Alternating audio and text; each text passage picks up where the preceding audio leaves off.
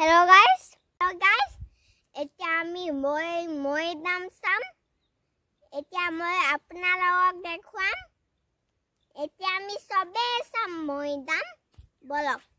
হেতু দেইছে যে হেতু যে মৈদাম হয়। আজি মই এখন চাহ বাগিচাৰ লৈ আহিছো। এয়া হল ডিব্ৰুগড় জিলাৰ খুৱাং চাহ বাগিচা। আজি চাহৰ বিষয়ে কথা নাপাতো। আজি আপোনালোকক মৈদাম দেখুৱাম। হয়, যদি ইতিহাসৰ পাত লুটিয়াই চাওঁ তেনেহলে আমি দেখিম যে স্বৰ্গদেউ ৰাজেশ্বৰ সিংহৰ ৰাজত্বকালত পালি মন্ত্ৰী হিচাপে দায়িত্বভাৰ গ্ৰহণ কৰা দখৰত বহি খোৱা বৰফুকনৰ সমাধিয়ে খুৱাং চাহ বাগিচাৰ মাজত আছে। এইটো বিয়াগু মৈদাম, ওপৰত গছ গছনিৰে ভৰপূৰ হৈ আছে। এইটোৱেই দখৰত বহি খোৱা বৰফুকনৰ মৈদাম বুলি চৰ্চিত হৈছে। ইয়াৰ অৱশ্যে প্ৰত্নতত্ত্ববিদসকলে কি কয় এই সম্পৰ্কে এই মুহূৰ্তত জানিব পৰা নাই।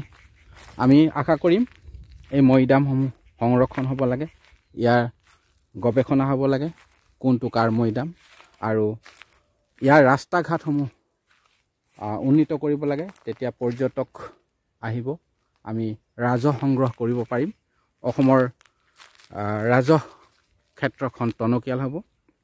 সেয়ে অসম চৰকাৰ, পুৰাতত্ত্ববিদ, স্থানীয় নাগৰিক সকলোৰে আমাৰ কৰণীয় আছে।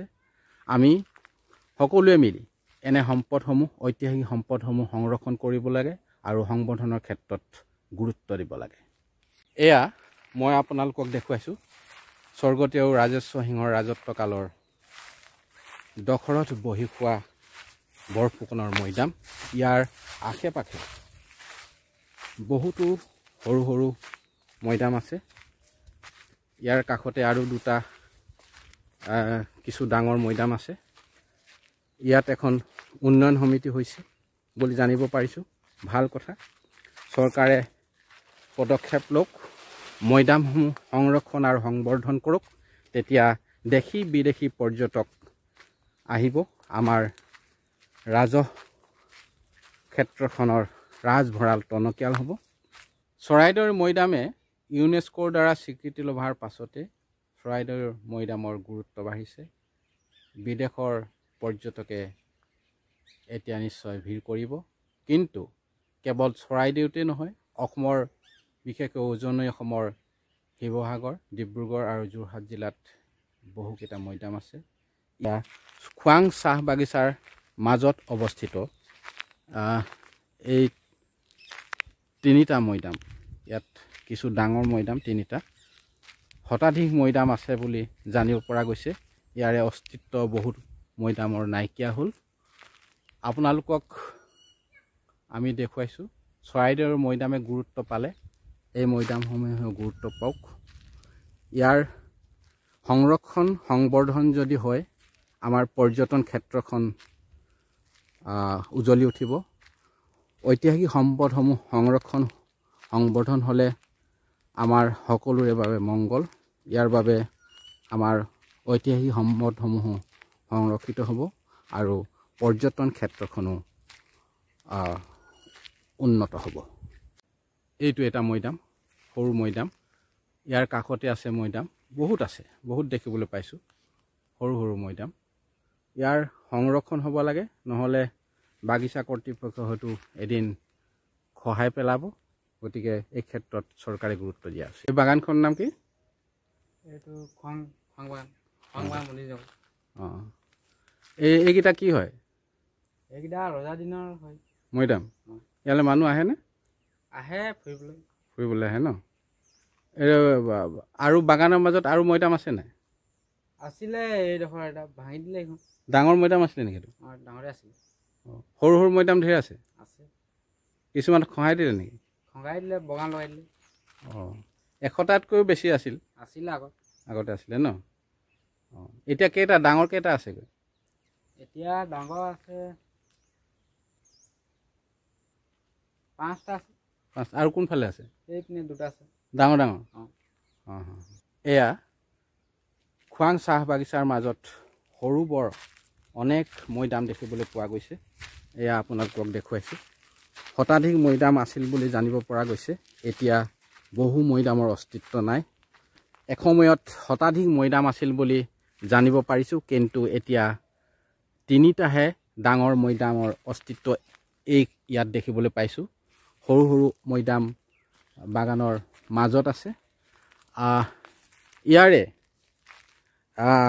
দখৰত বহি খোৱা বৰফুকনৰ মৈদাম বুলি চৰ্চিত হৈছে স্বৰ্গদেউ ৰাজেশ্বৰ সিংহৰ ৰাজত্বকালৰ মন্ত্ৰী পালি মন্ত্ৰী হিচাপে দায়িত্বভাৰ গ্ৰহণ কৰা দখৰত বহি খোৱা বৰফুকনৰ মৈদাম এয়া এই ওখ মৈদামটোৱে দখৰত বহি খোৱা বৰফুকনৰ মৈদাম বুলি বহুতে ক'ব খোজে গতিকে ইয়াত যদি আমি সংৰক্ষণ আৰু সংবৰ্ধন কৰোঁ তেতিয়াহ'লে অসমৰ পৰ্যটন ক্ষেত্ৰখন টনকিয়াল হ'ব এয়া খোৱাং চাহ বাগিচাৰ মাজত সৰু বৰ অনেক মৈদাম দেখিবলৈ পোৱা গৈছে এয়া আপোনালোকক দেখুৱাইছোঁ শতাধিক মৈদাম আছিল বুলি জানিব পৰা গৈছে এতিয়া বহু মৈদামৰ অস্তিত্ব নাই এয়া সৰু সৰু মৈদাম এইটো এটা আৰু আপোনালোকক দেখুৱাইছোঁ এইটো এটা আৰু ইয়াৰ কাষতে সৰুটো এটা অনেক আছে আমি সকলোখিনি এই মুহূৰ্তত দেখুৱাটো সম্ভৱ নহয় ইয়াৰ যদি আমি চাওঁ এই বাগিচাখনৰ মাজত অৱশ্যে চাহ গছ কিছু অংশত এতিয়াও ৰোপণ কৰা নাই খালীকৈ ৰাখিছে এয়া ভাল কথা অনেক আছে সৰুটো এটা আমি যদি দেখোঁ চাওক মৈদামৰ ওপৰলৈ আহিছোঁ হাইয়া অনেক মৈদাম এতিয়াও দেখিবলৈ পোৱা গৈছে এইফালে এয়া হ'ল খোৱাং চাহ বাগিচাৰ এণ্ড্ৰিউল অধীনস্থ ইয়াক খোৱাং চাহ বাগিচা ইয়াৰ মাজতেই শতাধিক মৈদাম আছে ইয়াৰে এইটো স্বৰ্গদেউ ৰাজেশ্বৰ সিংহৰ ৰাজত্বকালৰ পালি মন্ত্ৰী দখৰত বহি খোৱা বৰফুকনৰ মৈদাম বুলি চৰ্চিত হৈ আহিছে এই মৈদামসমূহ সংৰক্ষণ হ'ব লাগে উজনি অসমৰ বিশেষকৈ শিৱসাগৰৰ চৰাইদেউত বৰ্তমান চৰাইদেউ জিলা হিচাপে পৰিচিত হৈছে চৰাইদেউ জিলাত চৰাইদেউ মৈদাম এই চৰাইদেউ মৈদামৰ আলম লৈ জিলাখনৰ নাম চৰাইদেউ ৰখা হৈছে গতিকে এই চৰাইদেউৰ মৈদামসমূহে ইউনেস্কোৰ দ্বাৰা স্বীকৃতি ল'বলৈ খুব ভাল কথা কিন্তু অসমৰ বিভিন্ন প্ৰান্তত অৱহেলিত হৈ থকা এই মৈদামসমূহ সংৰক্ষণ হ'ব লাগে কেৱল মৈদামেই নহয় ঐতিহাসিক সম্পদসমূহ সংৰক্ষণ আৰু সংবৰ্ধন হ'ব লাগে ধন্যবাদ Trav Talk Assam. Please like, subscribe and share. Thank you from Trav Talk Assam.